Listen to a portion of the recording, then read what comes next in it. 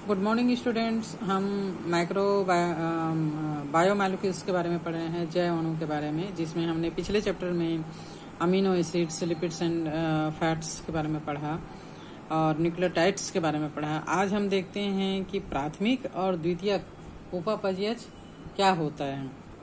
Primary and secondary metabolites. सजीव कोशिकाओं में विभिन्न प्रकार के जैव रासायनिक क्रियाएं, बायोकेमिकल रिएक्शंस होते रहता है और ये सभी क्रियाएं आपस में एक दूसरे से जुड़े हुए होते हैं और संतुलित रूप में होता है। संयुक्त रूप से ये उपापचयी पथों का निर्माण करते हैं। उपापचयी दो शब्दों से मिलकर बना हुआ है, अपचय एंड उपचय। अपचय मीन्स निर्माणात्मक और उपचय मीन्स विनाशात्मक क्रिया। हमारे बॉडी के अंदर विभिन्न प्रकार की क्रियाएं, कुछ निर्माणकारी और कुछ जो है वो विघटनकारी क्रियाएं होती रहती हैं। इन सभी को मिलाकर ही उपापचयी क्रियाएं कहा जाता है। इन पथों के अंतर्गत बनने वाले रासायनिक उपापचयी पदार्थों को जैव उपापचयज या बायो मेटाबॉलिटिस कहा जाता है। तब ये दो परिपथ दो प्रकार के होते हैं, प्राथमिक और द्वितीयक उपापचयी परिपथ। मुख्य प्राथमिक जो उपापचयज होते हैं वो होते हैं विटामिन, कार्बनिक अम्ल और एल्कोहल। विटामिन ये विशेष प्रकार के कार्बनिक पदार्थ होते हैं जिनकी बहुत थोड़ी सी मात्रा, सूक्ष्म मात्रा सजीवों की वृद्धि के लिए आवश्यक होता है। अगर ये ना हो तो प्रॉपर वृद्धि नहीं हो पाएगी। कार्बनिक अम्ल या ऑर्गेनिक एसिड्स, ये अम्ल कार्बोक्सिलिक ग्रुप COOH ग्रुप युक्त कार्बनिक यौगिक होते हैं और इनका निर्माण सभी प्राथमिक उपापचयी परिपथ में मध्यवर्ती पदार्थ के रूप में होता है। बीच में ये बनते हैं जैसे कि malic acid, citric acid, succinic acid etcetera. Alcohol ये हाइड्रोक्सिल समूह OH समूह युक्त कार्बनिक यौगिक होते हैं जैसे ईस्ट और एस्परजिलस ओराइजी और कुछ जीवाणु जैसे कि क्लास्ट्रीडियम एसिटोब्यूटाइलिकम। इनका उपयोग अल्कोहल उत्पादन के लिए किया जाता है। बॉडी के सेकेंडरी मेटाबॉलिटिस या द्वितीयक उपापचय में इस सजीवों में इस प्रकार का परिपथ जीवित रहने के लिए आवश्यक नहीं होते हैं, है ना। पहला वाला जो है वो जीवित रहने के लिए आवश्यक है, दूसरा जो है वो जीवित रहने के लिए आवश्यक नहीं होते, लेकिन फिर भी ये सजीव के शरीर में होते रहता है, ये क्रियाएं चलते रहती हैं। इन परिपथों के अंतर्गत बनने वाले रासायनिक पदार्थ को द्वितीयक उपापचयज कहा जाता है। जिन सजीवों में इनका निर्माण होता है उनके लिए ये उपयोगी नहीं होते हैं। जैसे प्राथमिक उपापचयज ज्ञात कार्य करते हैं और सामान्य कार्य की प्रक्रिया में इनकी भूमिका भी ज्ञात है, लेकिन द्वितीयक जो उपापचयज होती हैं उनकी भूमिका या कार्य अभी तक ज्ञात नहीं है। यद्यपि इनमें से अनेक जैसे रबर, औषधि, मसाले, इत्र और वर्णक मानव के कल्याण में उपयोगी हैं। कुछ द्वितीयक उपापचयजों का पारिस्थितिक महत्व है और कुछ द्वितीयक उपापचयों को यहाँ पर तालिका में दिखाया गया है। तो यहाँ पर ये तालिका दिया हुआ है जिसमें सेकेंडरी मेटाबॉलिटिस दिया हुआ है। वर्णक जैसे कैरोटेनाइड्स, एंथोसाइनिस, एल्कलाइड में मार्फिन है, कोडेसिन है, टर्पिन वाइड में है, मोनोटर्पिन्स, डाइटर्पिन्स। आवश्यक तेल के रूप में नींबू, घास तेल, टॉक्सिन्स के रूप में एब्रिन, रिसिन, लेक्टिन्स के रूप में कोनकेनेवेलिन A और रिंग्स के रूप में है बिनेब्लेटिस्टिन, कुर्क्यूमिन। बहुलक पदार्थ के रूप में रबर, गोंद, सेल्यूलोज इत्यादि। नेक्स्ट हम पढ़ते हैं वृहद जैव अणु के बारे में, मैक्रो बायोमॉलिक्यूल्स के बारे में। अभी तक हम सूक्ष्म जैव अणु के बारे में पढ़ रहे थे और अब हम वृहद जैव अणु के बारे में पढ़ते हैं। हमने पहले के लेसन्स में ये जानकारी प्राप्त की थी, ये सब पढ़ा था कि कोशिकी पूल मतलब एक कोशिका के अंदर पाए जाने वाले जितने भी कार्बनिक पदार्थ हैं, कोशिकांग हैं, सभी मिलकर कोशिकी पूल का निर्माण करते हैं। इसमें पाए जाने वाले रासायनिक पदार्थों को उनकी आणविक संरचना के आधार पर दो श्रेणियों में बांटा गया है, लघु या सूक्ष्म अणु, स्मॉल और माइक्रो बायोमॉलिक्यूल्स और वृहद जैव अणु यानी मैक्रो बायोमॉलिक्यूल्स। लघु और लघु एवं जैव अणु जो है सरल, लघु जैव अणु जो है वो सरल रासायनिक संरचना के और कम अनुभार वाले होते हैं। अधिकांश ये द्रव में घुलनशील होते हैं, जैसे जल है, खनिज लवण है, शर्कराएं हैं, वसाएं हैं, न्यूक्लियोटाइड्स हैं। और लघु या सूक्ष्म जैव अणु के बहुलीकरण ये जब मिलते हैं तब जिन अणुओं का निर्माण होता है उन्हें वृहद जैव अणु कहा जाता है। जैसे कि पॉलीसेकेराइड्स, बहुत सारे लिपिड्स मिलकर पॉलीसेकेराइड्स बनाते हैं, शर्करा मिलकर पॉलीसेकेराइड्स बनाते हैं। अमीनो अम्ल मिलते जाते हैं तो प्रोटीन के अणु का निर्माण करते हैं। न्यूक्लियोटाइड्स मिलते हैं तो न्यूक्लियोसाइड्स फिर उसके बाद न्यूक्लिक अम्ल बनाते हैं। तो ये जो है वो वृहद जैव अणु कहलाते हैं। ये कोशिकाओं की संरचना तथा क्रियाशीलता हेतु बहुत ही ज्यादा महत्वपूर्ण है, बहुत ज्यादा इंपॉर्टेंट है। वृहद जैव अणु रासायनिक दृष्टि से ज्यादा अनुभार वाले होते हैं। चूंकि ये बहुत सारे लघु जैव अणु या सूक्ष्म जैव अणु से मिलकर बने होते हैं, ऑब्वियसली इसका अनुभार जो है वो ज्यादा हो जाता है और इनकी विलेयता भी जल में कम हो जाती है। आणविक संरचना की दृष्टि से ये सरल हो सकते हैं, साखित हो सकते हैं, असाखित और कुंडलित सभी प्रकार के होते हैं। अम्ल के घुलनशील भाग में पाए जाने वाले सभी यौगिकों की एक सामान्य विशेषता ये है कि इसका अनुभार 18 से लगभग 800 डाल्टन के आसपास होता है।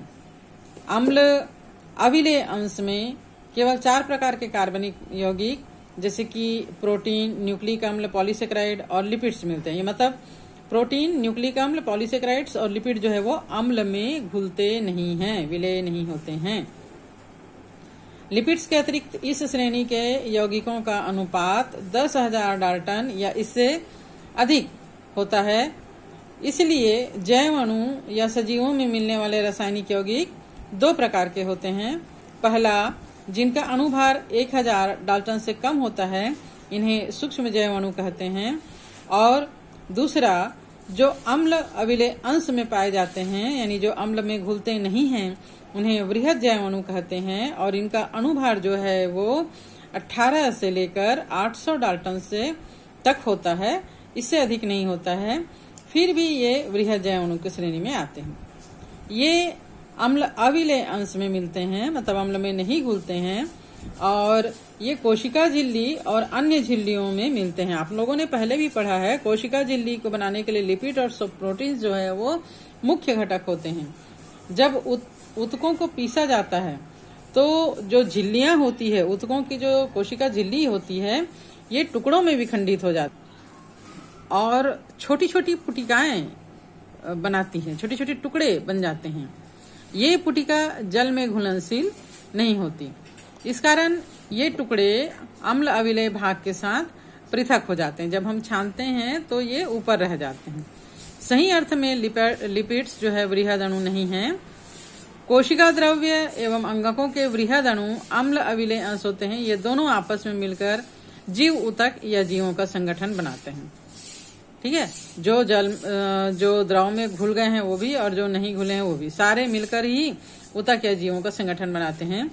यदि जीव ऊतकों में पाए जाने वाले रासायनिक संगठन को बाहुल्यता की दृष्टि से, मतलब ऊतक में इसका रासायनिक संगठन का प्रतिशत कितना होता है, कम है कि ज्यादा है, इसकी दृष्टि से देखा जाए तो जीवों में सबसे अधिक मात्रा में मिलने वाला रसायन जल ही है। सभी जीवों का मूलभूत घटक जल होता है। जल ही जीवन है।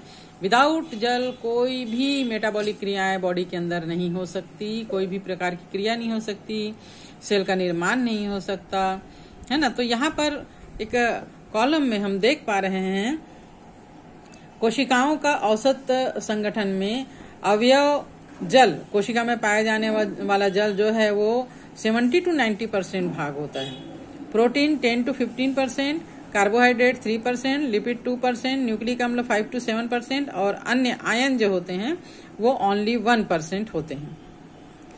तो इस प्रकार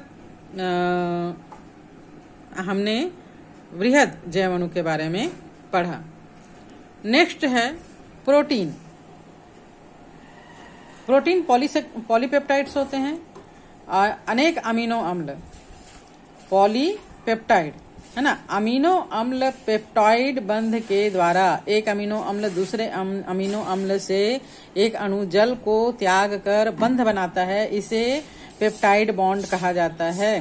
तो ये पेप्टाइड बॉन्ड के द्वारा जुड़कर एक रेखी श्रृंखला बना देते हैं, लंबी लंबी श्रृंखला बना देते हैं। अतः प्रत्येक प्रोटीन अमीनो अम्ल का बहुलक होता है।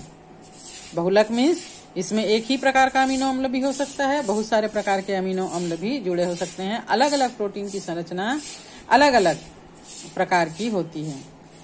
और हमने इसके पहले पढ़ा ही था कि बॉडी के लिए एसेंशियल 21 प्रकार के अमीनो अम्ल हमारे बॉडी में होते हैं, जैसे alanine, cysteine, proline, tryptophan, lysine etcetera. Protein समबहुलक न होकर विषम बहुलक होते हैं। ठीक है, मतलब प्रोटीन एक ही समान के अमीनो अम्ल से नहीं बने होते हैं, बल्कि विभिन्न प्रकार के अमीनो अम्ल से मिलकर प्रोटीन की संरचना बनती है। इस प्रकार ये विषम बहुलक होते हैं। एक समबहुलक एक एकलक की अनेक बार आवर्ती के फलस्वरूप बनता है। कुछ अमीनो अम्ल स्वास्थ्य के लिए अति आवश्यक होते हैं और इसकी आपूर्ति खाद्य पदार्थों के द्वारा किया जाता है। इस प्रकार आहार के प्रोटीन इन आवश्यक अम्लों के स्रोत होते हैं। अमीनो अम्ल अनिवार्य अनिवार्य हो सकते हैं, गैर अनिवार्य भी कहते हैं इसको। जिन अमीनो अम्ल का निर्माण हमारे शरीर के अंदर होता है, ध्यान देना, जिन अमीनो अम्ल का निर्माण हमारे शरीर के अंदर होता है उन्हें अनिवार्य या गैर अनिवार्य अमीनो अम्ल कहते हैं। और जिनकी आपूर्ति हम शरीर के बाहर से खाद्य पदार्थ के रूप में करते हैं, इन्हें अनिवार्य एसेंशियल अमीनो अम्ल कहा जाता है। प्रोटीन जीवों में अनेक कार्य करते हैं, जैसे कुछ अमीनो अम्ल पोषक के कोशिका झिल्ली से होकर अभिगमन करने और कुछ संक्रामक जीवों से बचाने में सहायक होते हैं, कुछ एंजाइम्स के रूप में काम करते हैं, कुछ उत्प्रेरक के रूप में काम करते हैं।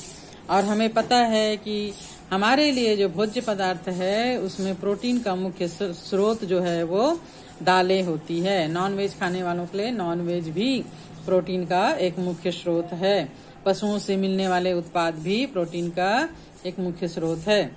यहाँ पर कुछ प्रोटीन और इनके कार्य के बारे में दिया गया है, जैसे कोलेजन प्रोटीन, इनका कार्य बॉडी के अंदर अंतरकोशिकीय भरण पदार्थ का निर्माण करना।